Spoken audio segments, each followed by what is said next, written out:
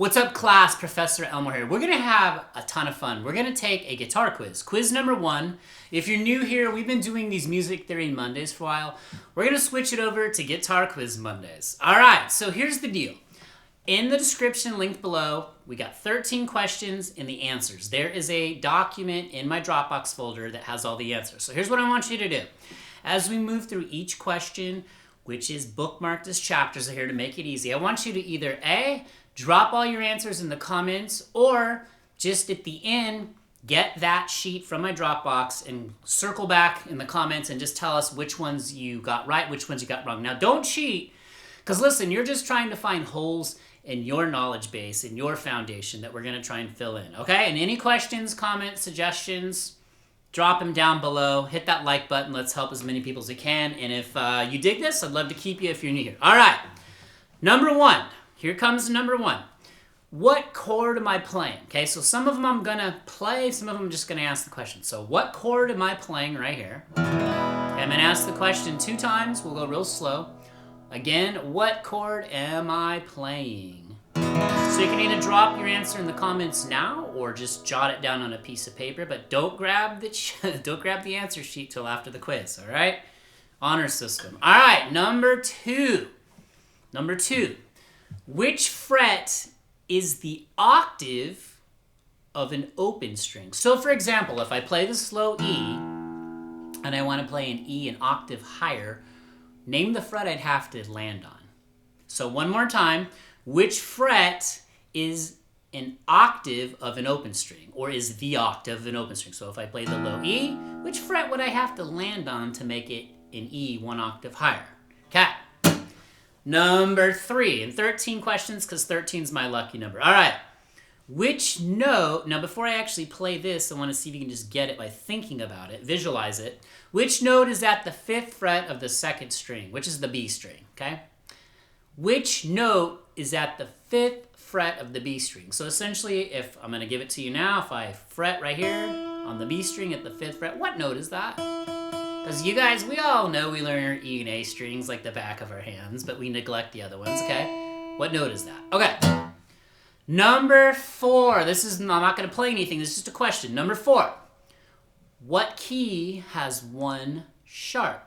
Now, if you watched my Music Theory Mondays, you know this, and I've been doing a lot of videos lately in this key. What key has 1 sharp? And you know what? Even drop comments, you know, if you want to put things like, tell us if some of these terms if you've never even heard some of these terms, because look, I don't know where you are or your skill level. So this is kind of what you got to do as a teacher. You differentiate the instruction from low to high. So we're kind of moving up in a higher level of questions, like higher order thinking skills. Okay. Number 5. This is a fun one. What chord is made from the notes E, G, and B? Again, listen closely. Number 5 question. What chord is made from the notes E, G, and B? And that is a try. It's a 3-note chord, but it is a very specific chord. Name the chord. Okay? Drop it in the comments. Come back later. Let us know. All right, let's move on to number 6. You're playing a power chord at the 5th fret on the 6th string. What chord are you playing? So once again, you're playing a power chord on the 5th fret of the 6th string. What chord are you playing? And just to kind of throw in another little bit of info, basically think of it as your root is on the 6th string at the 5th fret. So what power chord did you just play? Okay, I'm gonna get a little harder. Number 7. This is the one you just got to kind of know. This is just the musical knowledge, the theory. What is the relative minor of G major? Once again, what is the relative minor of G major? And if you have no clue, right? No clue. It's okay, that's what I'm here for. Okay, number 8. Which mode is built from the 6th degree of the major scale? So there's a mode question. Which mode is built from the 6th degree of the major scale? You got that? All right, am I speaking of foreign gibberish to you? It's okay if I am. One day I'm going to unwind it all. You're going to get it. And you're going to actually be able to apply it to the guitar. Okay, number 9.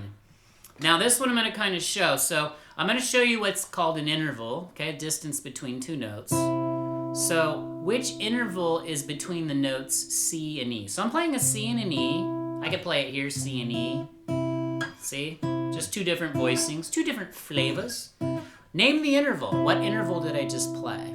Intervals have very specific names. Well, they have general, generic names, but they have specific names. Okay, so give us the specific name of this interval.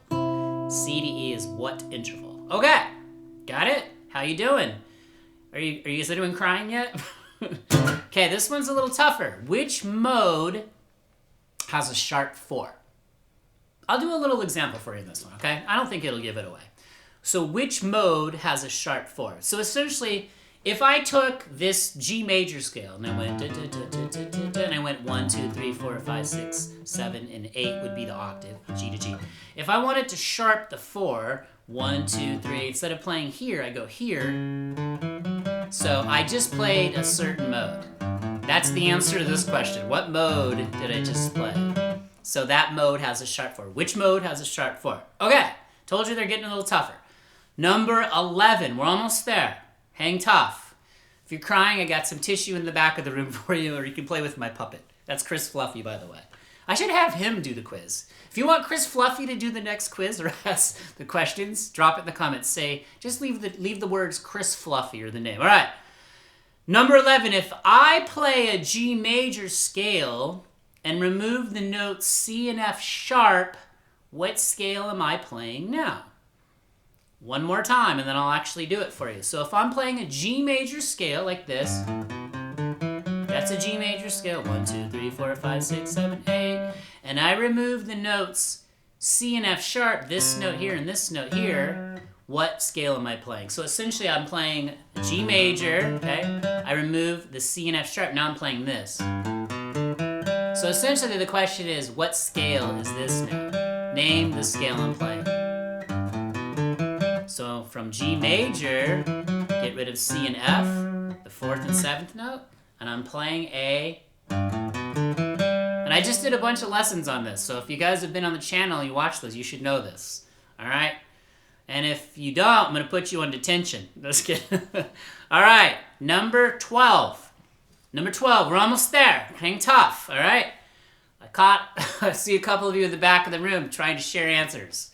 It's all right, but you wrote them on guitar picks, didn't you, and slid them under the desk. All right, if you stack a major 3rd interval, now this is wordy, on top of a minor 3rd interval, what chord did you just make? One more time, listen closely. If you stack a major 3rd interval on top of a minor 3rd interval, what chord did you just make? Not the name of the chord, not like the letter name, okay? So for example, if I took C, so this is a C chord. I'm not going to tell you what kind. Here's a major 3rd interval, C to E, and then a minor 3rd interval, E to G. So this is stacked on top of this. This is only for display purposes. So here it would be. Okay, that might have given it away for you people that have mastered your listening skills. Okay.